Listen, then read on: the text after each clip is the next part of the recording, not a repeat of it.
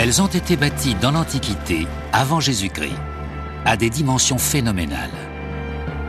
Elles ont forcé leurs créateurs à repousser les limites de l'ingénierie avec une audace qui aujourd'hui encore nous stupéfie. Et c'est à l'ombre de leur génie que l'architecture et la sculpture ont évolué jusqu'à nos jours. Alors, en dévoilant maintenant les secrets du passé, nous allons pouvoir déchiffrer les mystères de leur construction, qui leur ont valu d'être appelés les 7 merveilles du monde.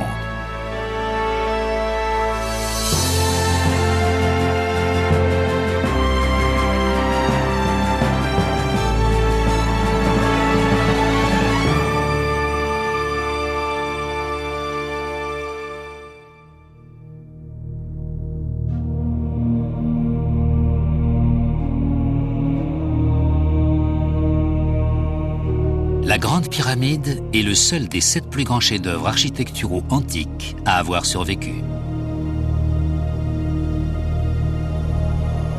Les autres ont disparu, emportant avec eux les secrets de leur histoire et de leur construction.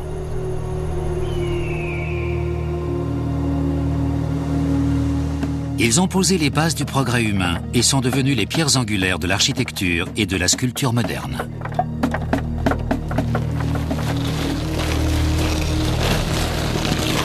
De la plus grande pyramide du monde au tout premier gratte-ciel, tous ces monuments ont nécessité des chantiers hors normes. Les hommes ont dû se surpasser pour conquérir leur démesure. Les 7 merveilles montrent que les hommes bâtissent pour impressionner, à une échelle presque inconcevable. Comme s'ils avaient voulu qu'on regarde ça en disant « est-ce possible ?» Confrontés à des obstacles quasi insurmontables, des architectes visionnaires ont entrepris de conquérir l'inconnu avec un succès extraordinaire. Il y a eu les jardins suspendus de Babylone, déployant leurs couleurs dans le ciel comme une oasis au milieu du désert.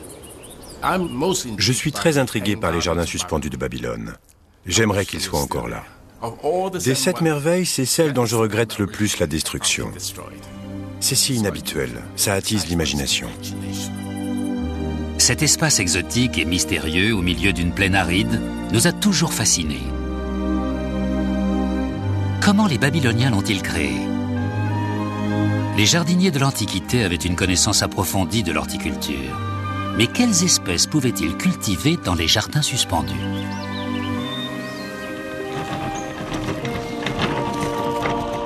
Les premières grues ont servi à construire le plus grand temple de marbre de l'histoire. Il était supporté par une forêt de colonnes cannelées hautes d'1,80 m.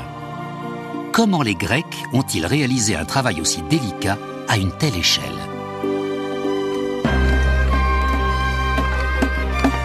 Armés de techniques simples, ils ont triomphé des problèmes les plus complexes. Des linteaux de marbre de 40 tonnes ont ainsi été positionnés au millimètre près. Ça prouve l'inventivité de ces premiers architectes grecs, qui bâtissaient des édifices monumentaux avec d'énormes blocs de pierre nécessitant l'utilisation de technologies nouvelles.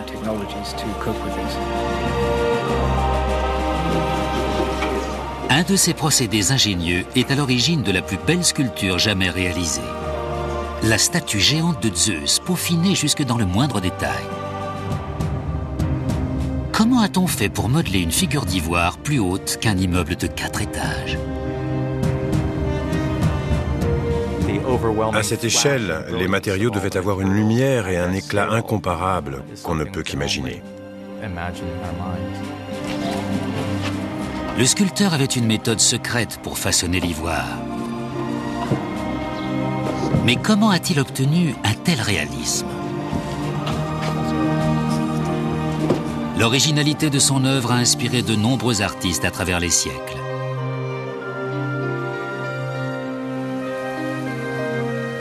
Le phare d'Alexandrie était l'un des premiers gratte-ciel du monde avec une hauteur de plus de 120 mètres. Comment cet édifice a-t-il été érigé sans l'aide des machines modernes? Sa lumière dorée se voyait à 80 km à la ronde. Quel mécanisme pouvait projeter un rayon si puissant? Pendant des siècles, ces secrets sont restés ensevelis sous l'océan. Nous y sommes. Le site sous-marin est ici. Aujourd'hui, un archéologue marin et son équipe exhument les vestiges du fond des mers pour savoir à quoi ressemblait le phare. Ce sont ces 7 merveilles qui nous ont enseigné les techniques de construction moderne. C'est grâce à l'invention de la grue dans l'Antiquité qu'on a pu et qu'on peut encore hisser de lourdes charges au sommet d'un bâtiment. Les peuples antiques osaient construire haut. Il y a encore un siècle, la Grande Pyramide restait le bâtiment le plus élevé du monde. Ce n'est qu'avec l'ingénierie moderne que nous avons pu aller encore plus haut et concevoir ainsi nos plus beaux gratte-ciel et même des structures entièrement en verre. Ce que j'ai surtout appris, c'est à respecter les proportions de cette pyramide. Les Égyptiens ne s'étaient pas trompés il y a 4000 ans. Les anciens bâtisseurs prenaient des risques pour accomplir l'impossible. Aujourd'hui, plus rien n'est laissé au hasard. L'informatique permet d'élaborer des projets autrefois irréalisables. Et ça nous autorise à faire preuve d'audace. Parmi les premiers projets assistés par ordinateur figure l'Opéra de Sydney, une structure très inhabituelle. Mais si nos constructions s'élancent désormais jusqu'aux cieux, leurs fondations sont ancrées dans le passé. Elles reposent sur les 7 merveilles du monde, qui continuent à nous confondre et à nous émerveiller après plusieurs milliers d'années, et trouvent leurs origines dans la Grèce antique.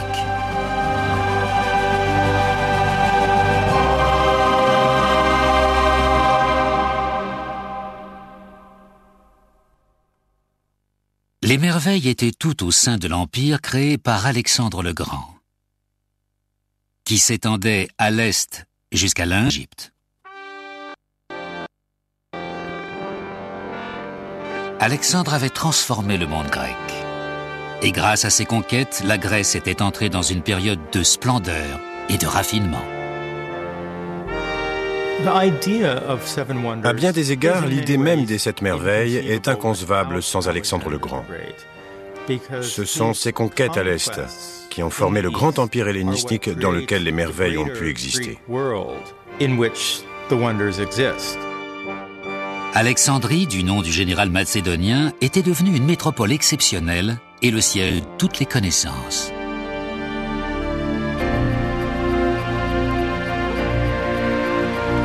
C'est ici, au IIIe siècle avant Jésus-Christ, qu'a été dressée la toute première liste des merveilles du monde. Alexandrie était le grand centre académique de l'époque, et l'un des plus fameux érudits de sa célèbre bibliothèque était Callimaque. Il a écrit un livre dans lequel il semble avoir établi la liste des 7 merveilles telle que nous la connaissons.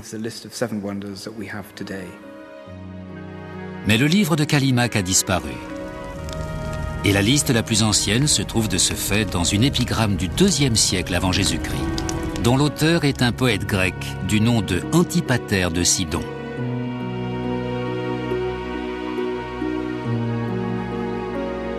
J'ai vu les murs de l'antique Babylone sur lesquels courent des chars, et le Jupiter sur les rives de l'Alphée. J'ai vu les jardins suspendus et le colosse du soleil, l'immense construction des hautes pyramides et le magnifique tombeau de Mosol. Mais depuis que j'ai vu le temple de Diane qui s'élance dans les nues, toutes les autres merveilles se sont trouvées éclipsées. C'est qu'à l'exception de l'Olympe, le soleil dans aucune contrée n'a rien vu qui soit comparable. Mais pourquoi y avait-il 7 merveilles ? Le symbolisme du 7 remonte sans doute à Babylone, d'où nous vient par exemple la semaine de 7 jours. Tout ça semble lié à l'idée d'un mois lunaire de 28 jours divisé en 4 phases de 7 jours chacune. Pour les Grecs, il y avait 7 planètes, dont la Lune et le Soleil. L'importance du chiffre 7 avait donc une explication naturelle. Après Antipater, la liste évolua au fil des siècles, à mesure que les civilisations successives l'enrichissaient de leurs propres chefs-d'œuvre. Les Romains y ajoutèrent le Colisée. Les auteurs chrétiens l'Arche de Noé et le Temple de Salomon à Jérusalem. Mais l'index actuel des 7 merveilles du monde date de la Renaissance. Quand l'artiste hollandais Maarten van Heemskerck découvrit Rome au XVIe siècle, le patrimoine classique de la ville l'impressionna tant qu'il s'en inspira dans une série de gravures des 7 merveilles. Il a manifestement été influencé par les monuments romains qu'il a vus là-bas, et il s'en est servi comme base pour représenter les 7 merveilles. Les gravures de Heemskerk étaient très éloignées de la réalité. 6 des merveilles avaient déjà disparu, et il n'en avait aucune représentation. Mais son œuvre définit la liste telle que nous la connaissons. À savoir, le phare d'Alexandrie, le plus grand phare du monde, le colosse de Rhodes, une statue de bronze gigantesque, le temple d'Artémis, le temple de marbre le plus vaste, le mausolée d'Halicarnasse, le tombeau le plus fastueux, la statue de Zeus, plus vivante que nature, les jardins suspendus de Babylone, de la verdure en plein désert, et la plus ancienne, la Grande Pyramide. Si les merveilles se trouvaient toutes au sein de l'Empire hellénistique, il n'y en avait qu'une qui était véritablement sur le sol grec. En 480 avant Jésus-Christ, les Perses s'envahissent. La même année, les hommes du roi Xerxès prirent Athènes et détruisirent presque entièrement la cité. Mais les Grecs résistèrent et finirent par triompher. En 461 avant Jésus-Christ, Périclès prit le pouvoir. Puisant dans le trésor de guerre, il commanda plusieurs monuments destinés à commémorer la victoire d'Athènes. Parmi eux, un nouveau temple dédié à la déesse Athéna, le Parthénon. Il était orné de frises somptueuses, dont les plus célèbres restent les marbres elgins. Périclès avait fait appel aux plus grands sculpteurs de l'époque, et il fut tellement impressionné par le dénommé fils qu'il lui confia également les travaux de décoration. Phidias était le futur Michel-Ange de la Grèce antique.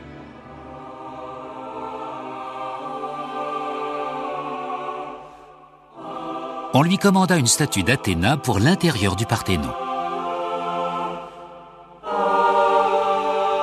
Il imagina alors une déesse toute d'or et d'ivoire de 12 mètres de haut. Les commandes se multipliaient à travers le pays, engendrant une concurrence féroce entre les artistes. Phidias tenait à voir son Athéna éclipser toutes les statues de Grèce. Le grand exploit de Phidias, c'est d'avoir tenu son pari. Et quand il a eu fini la statue d'Athéna, toutes les cités grecques ont voulu la même.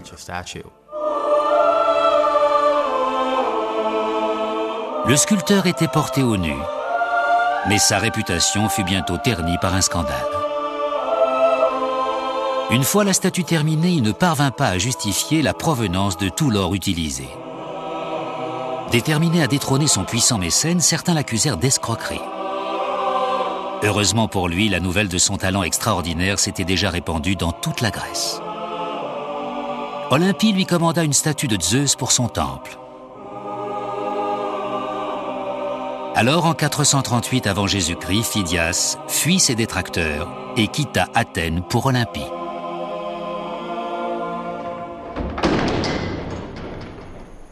Le site des Jeux Olympiques était dominé par un temple qui n'attendait plus que son chef-d'œuvre.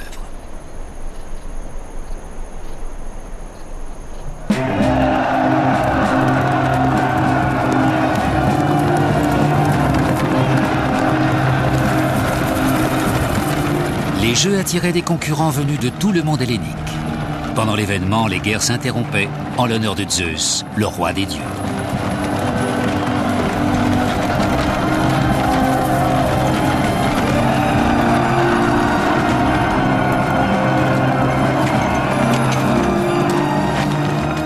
Phidias arriva à Olympie pour réaliser sa nouvelle commande. Sa réputation était en jeu et il alla aussitôt voir le grand temple. Il semble qu'après avoir vu ou entendu parler de la statue à Athènes, les Éléens se soient dit « on en veut une aussi et on veut que ce soit Phidias qui la fasse ». Et ils lui en ont donc commandé une.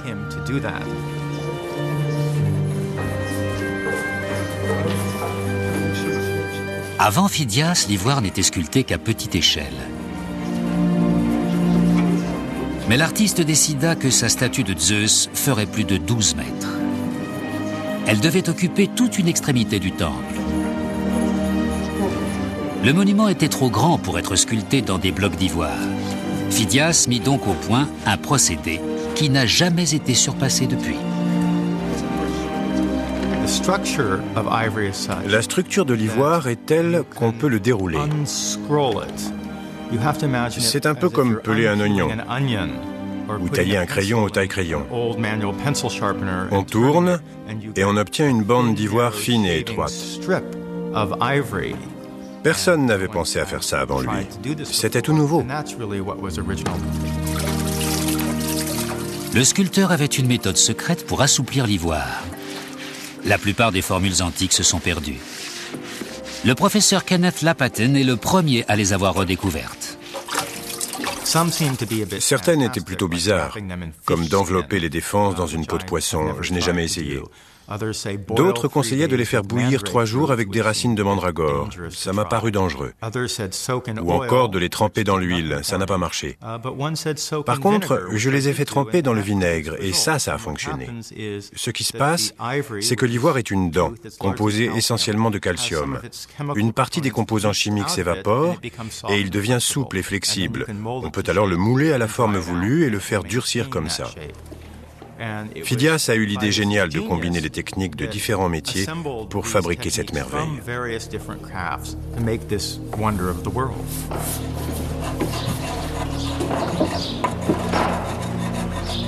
Phidias et ses assistants façonnèrent ainsi le moindre détail avec un soin méticuleux.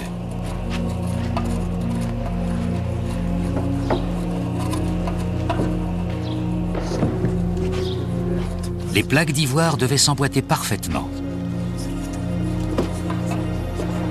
Elles venaient se fixer sur une armature en bois qui servait de charpente à la statue.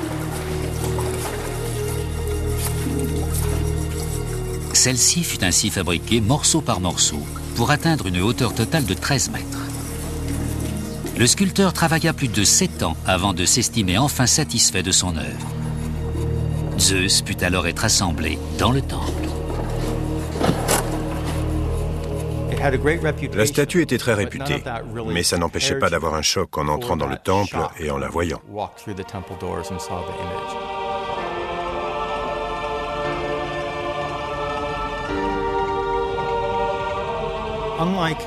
Contrairement aux autres merveilles, elle n'était pas visible de loin. Il fallait entrer dans le temple, et là, on la découvrait d'un coup. Bon sang, qu'est-ce que c'est grand!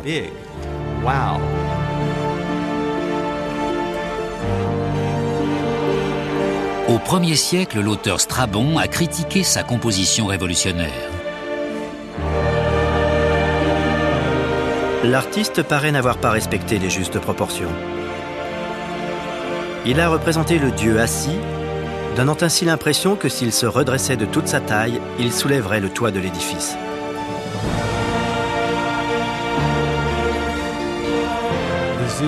Zeus est assis, immobile.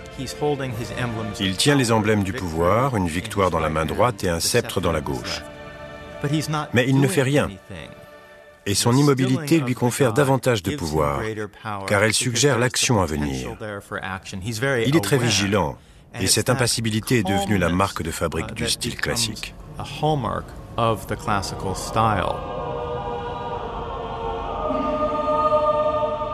On retrouve les caractéristiques du Zeus de Phidias dans diverses œuvres d'art à travers les siècles. Des icônes byzantines du Christ aux statues des présidents américains du XXe siècle. En 1914, Daniel Chester French entreprenait la construction de la statue du Lincoln Memorial. Reprenant la composition du Zeus d'Olympie, il assembla 28 éléments en marbre.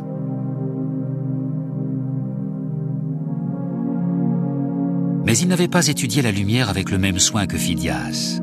Il ne tarda pas à découvrir que par temps gris, la statue perdait son relief. Et il dut avoir recours à une installation lumineuse complexe. On critiqua également les dimensions de son œuvre. Ses commanditaires la trouvaient trop petite, et pour les satisfaire, Daniel French dut doubler l'échelle. Mais même ainsi, la statue de Lincoln était moitié moins haute que celle de Zeus.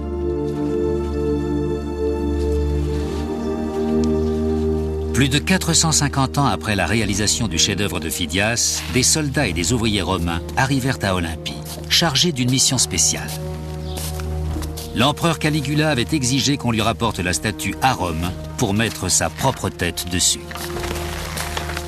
Mais la légende raconte que Zeus éclata soudain d'un rire si violent que l'échafaudage s'effondra et que les ouvriers s'enfuirent.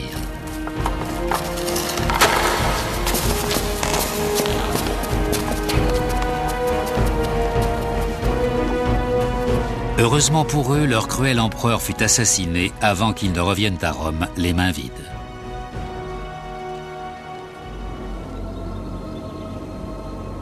En 391, l'Église chrétienne interdit les cultes païens et ferma les temples. Les Jeux olympiques s'arrêtèrent et le grand sanctuaire d'Olympie se délabra peu à peu. La statue de Zeus, alors âgée de 800 ans, fut achetée par Lausos. Ce chambellan de la cour impériale de Constantinople la fit transférer dans son palais avec le reste de sa collection. Mais la merveille de Phidias ne survécut pas longtemps.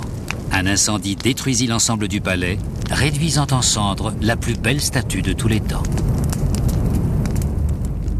L'art et l'architecture grecques ont exercé leur influence jusqu'à la Perse, ennemie de la Grèce. À l'extrémité occidentale de l'Empire perse se trouvait autrefois la grande cité d'Halicarnasse. Aujourd'hui rebaptisée Bodrum, c'est devenu une petite ville touristique de l'actuelle Turquie. Au premier abord, on imagine mal qu'elle ait pu abriter l'une des 7 merveilles du monde. Mais au IVe siècle avant Jésus-Christ, c'était la capitale d'un puissant empire maritime. Face au port, on peut encore voir les vestiges d'un tombeau, le plus grand jamais construit. Ce bâtiment d'une hauteur de 43 mètres, mêlant des styles variés, était couvert d'innombrables statues. C'est lui qui a donné le mot mausolée, qui sert désormais à désigner une sépulture monumentale. Son architecture a été copiée dans le monde entier, depuis la loge maçonnique de Washington jusqu'au mémorial du souvenir de Melbourne, en Australie.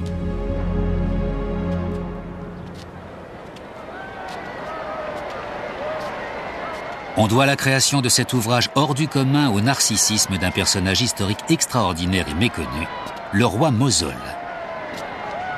Ce gouverneur perse ou satrape régnait sur une province appelée la Carie. Réputé pour ses excentricités, Mosol avait épousé une de ses sœurs, Artémise.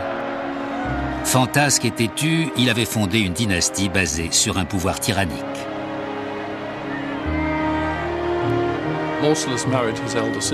Mosol épousa sa sœur aînée, Artémise. Et c'est d'autant plus curieux qu'avant lui, il ne semble pas y avoir eu de mariage entre frères et sœurs dans la famille.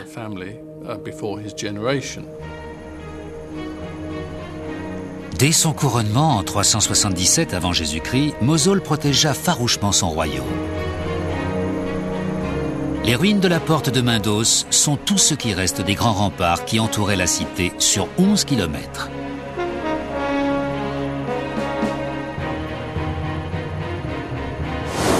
Le roi construisit également une flotte d'une centaine de navires. Comme le voulait la tradition perse, il résidait dans un palais-forteresse dont on pense qu'il se trouvait à la place de l'actuel château. Mosol était manifestement un personnage puissant qui savait s'imposer en politique comme à la guerre.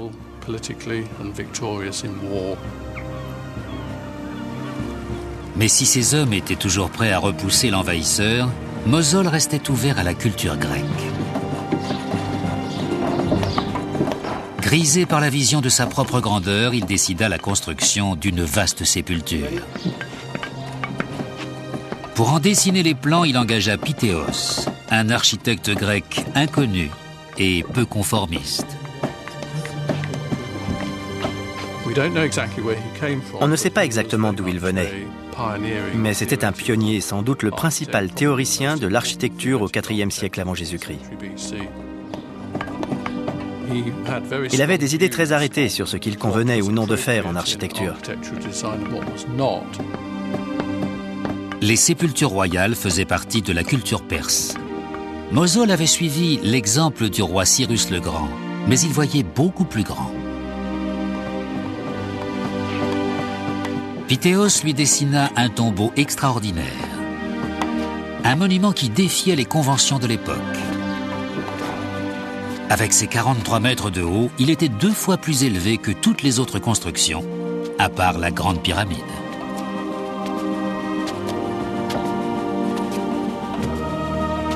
Un ouvrage unique qui mariait des styles empruntés à différents pays. Pour la première fois dans l'histoire de l'architecture, le sommet était surmonté d'un gigantesque quadrige. Au-dessus, le toit à gradins s'inspirait des pyramides égyptiennes. Il était supporté par les colonnes caractéristiques des temples grecs. Plus bas, des statues géantes formaient une frise, encore une innovation architecturale. La base de l'édifice était réservée à la chambre mortuaire dont la construction nécessita à elle seule 12 000 tonnes de pierre. Mosul voulait que son tombeau soit bâti sur un site funéraire royal déjà existant, mais ses dimensions monumentales rendaient la chose difficile.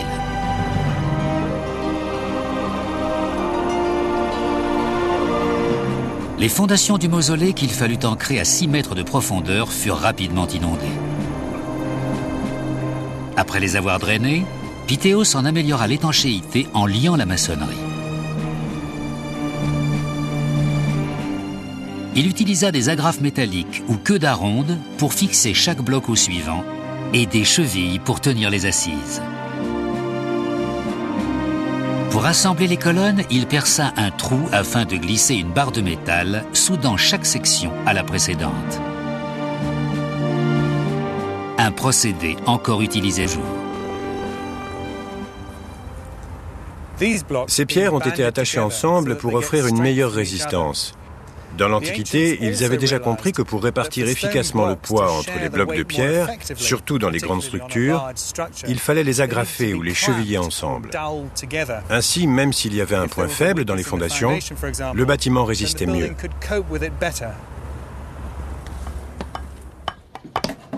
Si le mausolée est devenu une des 7 merveilles du monde, c'est grâce aux statues 2 fois plus grandes que nature qui l'ornaient. Chacune de ces figures héroïques perchées sur des corniches pesait plusieurs tonnes. Pendant le chantier, on a fait de grands progrès dans le domaine des grues et des engins de levage. C'étaient des constructions massives, en bois, montées sur roues et capables de soulever des charges à 40 mètres de haut. Il nous paraît tout naturel d'avoir des machines à notre disposition sur les chantiers. Cette poutre pèse environ 1,5 tonne. C'est grâce à l'invention de la grue dans l'Antiquité qu'ils ont pu et qu'on peut aujourd'hui soulever des charges lourdes en haut d'un bâtiment, rapidement et avec précision. La statue la plus lourde était au sommet du mausolée. Une gigantesque sculpture de Mosol et d'Artémise dans un char tiré par 4 chevaux. Depuis, l'idée révolutionnaire de mettre une statue au sommet d'un monument a été reprise sur de nombreux arcs de triomphe.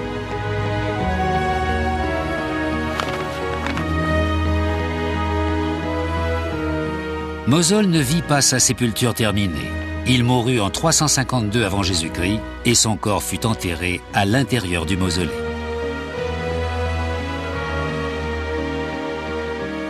Artémise, sa sœur et veuve, s'avéra encore plus formidable.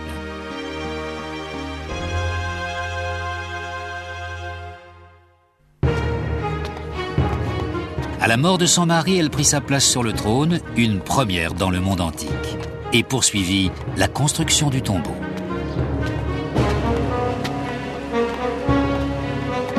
Pendant son règne, elle se montra aussi brave que son ancêtre, Artémise Ière, dont le courage avait poussé le roi perse Xerxès à s'exclamer que ces hommes étaient devenus des femmes et ces femmes des hommes.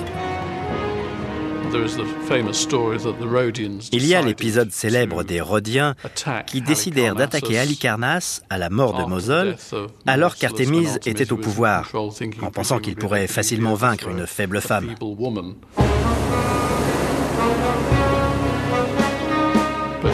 Mais elle s'est montrée plus habile qu'eux et les a même capturés. Ensuite, elle a attaqué avec la flotte d'Halicarnasse et elle a pris Rhodes.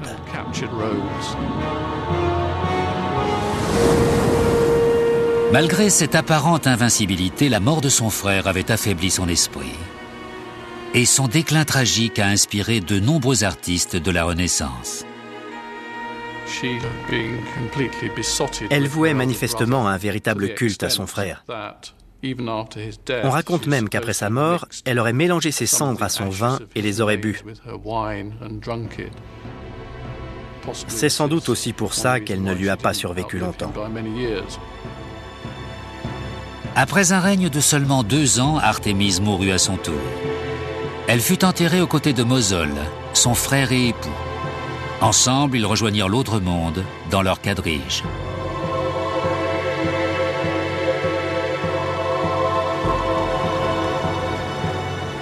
Le tombeau fut finalement achevé en 350 avant Jésus-Christ.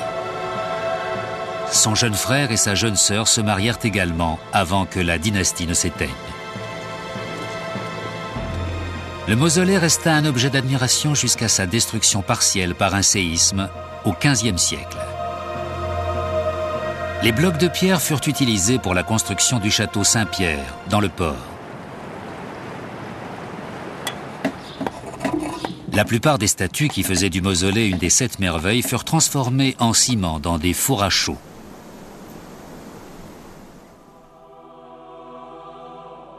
Toujours sur la côte perse, à 160 km au nord d'Halicarnasse, se dressait autrefois le plus grand temple de marbre jamais construit. Éphèse était alors la cité la plus riche d'Asie mineure et le principal port de la mer Égée.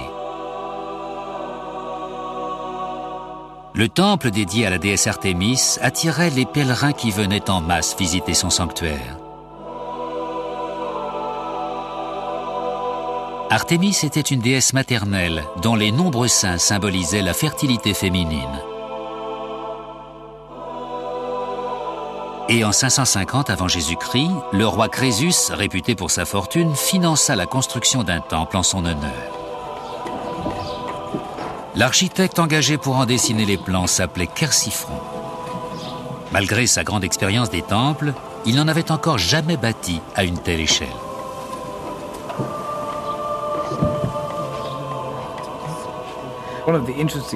Les temples comme celui d'Éphèse sont intéressants, car ils comptent parmi les toutes premières œuvres monumentales de l'architecture grecque.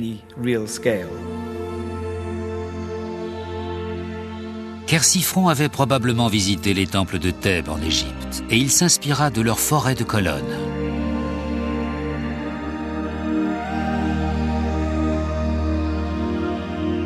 Il choisit de construire le temple d'Artémis entièrement en marbre et de le doter de 126 colonnes géantes. Le premier défi consista donc à assurer un approvisionnement constant en gigantesques blocs de marbre.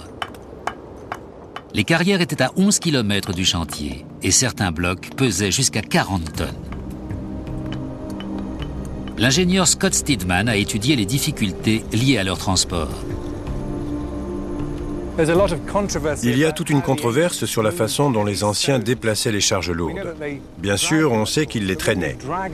Mais pour traîner une pierre, il faut surmonter l'énorme friction qu'exerce le poids de la pierre sur les patins, en dessous. Si on cherche un système autre que le halage, on peut balancer les blocs ou même les faire rouler. Voici la reproduction d'un système de bascule dans lequel la pierre est attachée entre 2 énormes bascules en bois. C'est un moyen très efficace pour surmonter la friction. Vous voyez comme il est facile de déplacer un objet même très lourd. On peut le manœuvrer, le faire tourner et le hisser en haut d'une rampe avec beaucoup moins d'hommes que pour le halage.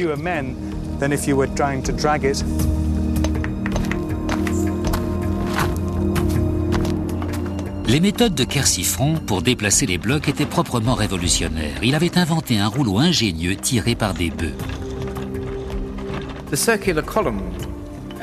Les éléments circulaires des colonnes étaient tout simplement roulés sur le sol à l'intérieur d'un cadre tiré par des bœufs. Mais c'était plus compliqué pour les éléments rectangulaires, dont certains étaient énormes. Les plus grandes architraves faisaient presque 9 mètres de long. Et pour les transporter, il a encastré les extrémités dans des structures en bois en forme de roue qu'il a ensuite attelées à des animaux. Le temple mesurait 55 mètres sur 110, soit près de 2 fois la surface du Parthénon. Il était entouré d'une double rangée de colonnes de 18 mètres de haut. L'une des plus grandes difficultés résidait dans l'installation des linteaux géants en haut des colonnes. Ces blocs pèsent entre 5 et 10 tonnes chacun. Alors comment les Grecs ont-ils fait pour hisser de telles charges en haut d'un temple? On sait que dans l'Égypte antique, on utilisait une grue en porte-à-faux appelée chadouf pour puiser de l'eau. Et on sait que les Grecs utilisaient le même principe, mais à plus grande échelle sur les quais, pour soulever des cargaisons ou même des navires. On peut donc tout à fait envisager qu'ils aient eu recours au même genre de grue à l'intérieur du temple, en la fixant sur un monticule en terre et en pierre, de façon à élever une plateforme à mi-chemin du sommet et à obtenir l'effet de levier nécessaire pour arriver tout en haut.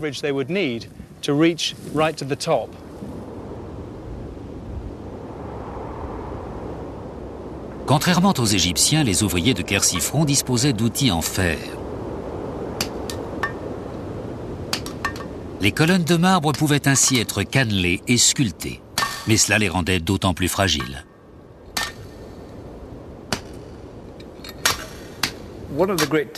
La grande difficulté quand on manœuvre ces énormes blocs de pierre, c'est de parvenir à les mettre en place avec précision.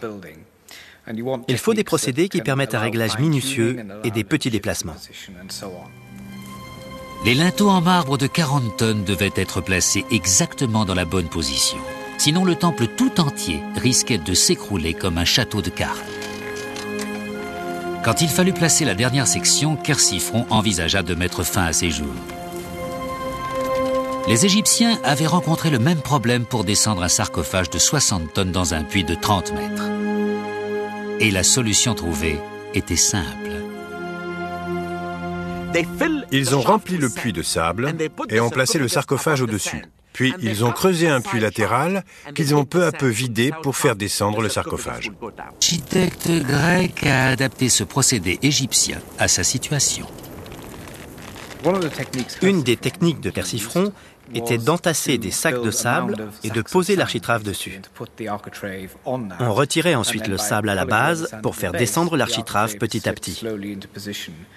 Cela permettait de la manipuler en douceur et avec précision. Au fur et à mesure que le sable s'écoulait hors des sacs, la pierre se mettait lentement en place.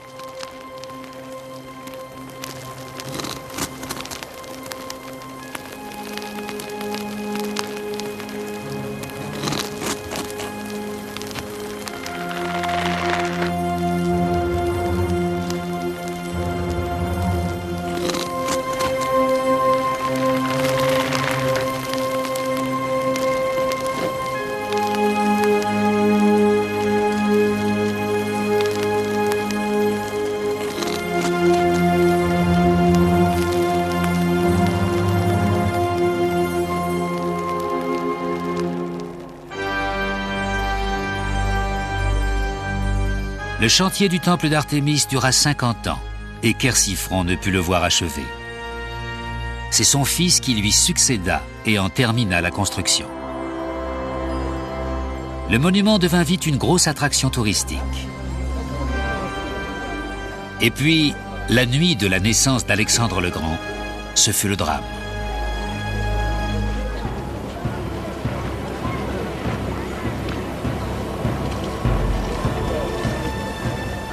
À en croire la légende, la déesse Artémis avait quitté son sanctuaire pour se rendre auprès d'Alexandre.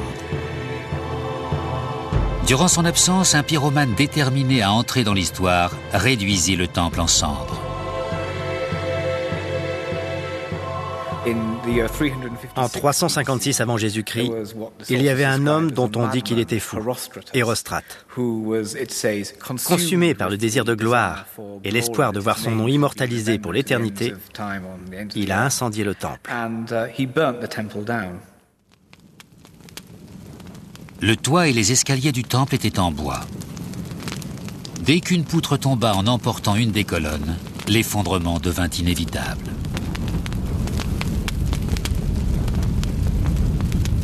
Même si son nom fut condamné à l'oubli en punition de son terrible crime, Érostrate a réussi à accéder à la gloire à titre posthume. Mais le temple d'Artémis devait connaître une seconde vie. Quelques décennies plus tard, il fut rebâti et devint l'une des 7 merveilles du monde. Pendant sa reconstruction, Alexandre le Grand conquit tout l'est du pourtour méditerranéen et intégra ainsi 2 civilisations antiques à l'empire hellénistique, Babylone et l'Égypte. Le Caire, capitale de l'Égypte. C'est ici que se trouve la plus ancienne des 7 merveilles.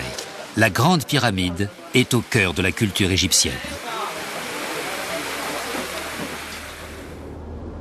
En bordure de la ville, le plateau de Gizeh abrite un vaste complexe funéraire. Les pyramides sont les tombeaux des pharaons. Pointées vers les cieux, elles assurent au roi un voyage serein jusqu'à l'autre monde. Pharaon était enterré à l'intérieur d'une chambre funéraire secrète. Dans la mort comme dans la vie, il était vénéré, craint et respecté.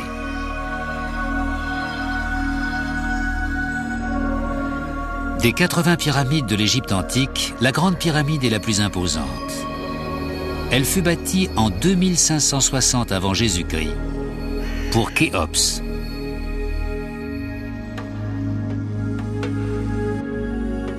Comme tous les pharaons, Khéops était plus qu'un roi. Pour les Égyptiens, il était l'incarnation d'un dieu descendu sur terre. La Grande Pyramide est le plus grand monument en pierre du monde. Comparé à elle, tous les autres semblent minuscules. Elle est presque aussi haute que l'obélisque de Washington et pourrait contenir jusqu'à 5 cathédrales. Et pourtant, elle fut bâtie sans aucune machine, ni même un outil en fer. Comment les anciens Égyptiens ont-ils accompli un tel exploit? Au 5e siècle avant Jésus-Christ, l'historien grec Hérodote tenta de répondre à cette question en se basant sur les histoires que se transmettaient les prêtres locaux. Mais le récit qu'il nous a laissé n'est pas fiable. Le pharaon Khéops contraignit ses sujets à travailler comme des esclaves pour lui. Les uns furent occupés à traîner les pierres qu'on tirait des carrières des monts d'Arabie jusqu'au Nil. On employait à ce travail 100 000 hommes, renouvelés tous les 3 mois.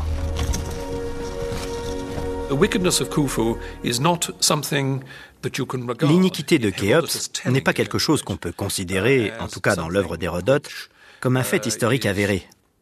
Loin de là.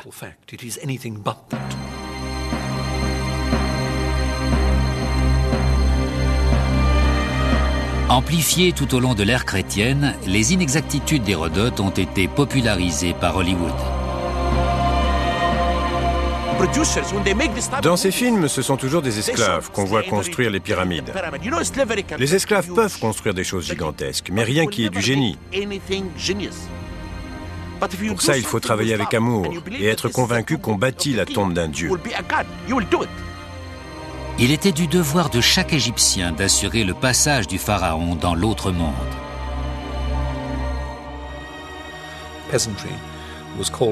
Les paysans étaient réquisitionnés par l'État pour travailler sur ces chantiers, car il n'y avait pas d'esclaves. Les Égyptiens n'avaient pas de système d'esclavage au sens grec ou romain du terme.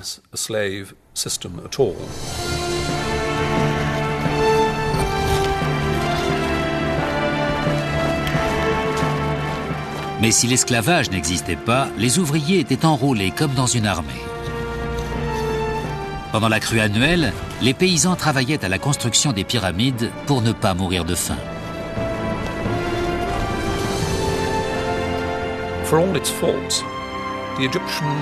Malgré tous ses défauts, le système de gouvernement égyptien a été un des plus réussis de l'histoire humaine. C'est un système qui a duré plus de 3000 ans. Et pour durer aussi longtemps, il faut un certain degré d'adhésion de la part de la population.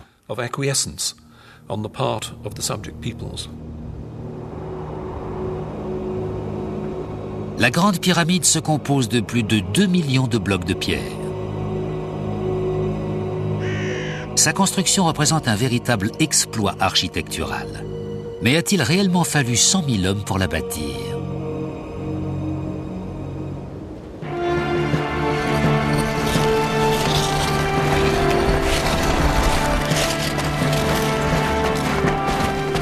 Les Égyptiens n'en étaient pas à leur coup d'essai, et leur chaîne de fabrication était déjà bien rodée. Au lieu des 100 000 esclaves cités par Hérodote, le chantier ne mobilisa que 20 000 ouvriers. Et au lieu des soldats armés de fouets, il y avait des gens qui soignaient les malades et les blessés. Les Égyptiens faisaient venir des médecins sur le site. Beaucoup d'ouvriers avaient une main cassée et quelqu'un leur avait posé une attelle en bois. Pareil pour la jambe. Dans toutes les tombes qu'on a trouvées, les squelettes d'hommes et de femmes révèlent que ces gens ont eu le dos abîmé par la manutention de charges lourdes. Ils sont morts pendant la construction des pyramides.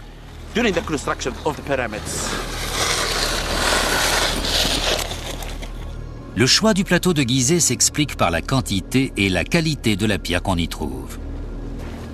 Les hommes vivaient sur place dans des quartiers spéciaux. Ils se rasaient la tête pour éviter les poux. Travaillant en groupe, ils tiraient les blocs de pierre depuis la carrière sur des traîneaux. Sur la tombe d'un noble, une illustration montre le procédé à grande échelle. Les ouvriers déplacent un colosse. Souvent, on installait des traverses ou des patins pour réduire la friction. Mais il n'y avait pas de rondins sous le traîneau. Je sais qu'Hollywood et l'industrie du cinéma adorent les rondins. On peut écraser plein d'Israélites sous les rondins. C'est très vendeur. Mais on n'a jamais trouvé la moindre trace de rondin. Sur les genoux de la statue, il y a quelqu'un qui tape dans ses mains et qui dit, comme l'indique le texte égyptien, « Jehuti Hotep Meri Nesu ». C'est une façon de maintenir la cadence, pour que tous les ouvriers tirent en même temps. Ça rythme l'opération.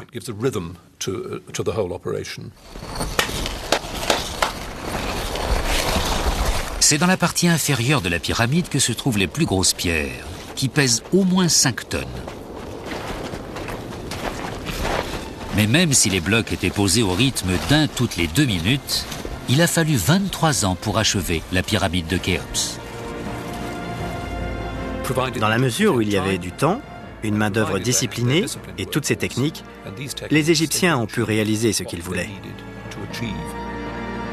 Aujourd'hui encore, la construction de la Grande Pyramide reste l'aventure la plus extraordinaire de l'histoire de l'architecture. L'élément fondateur de toutes les merveilles à venir.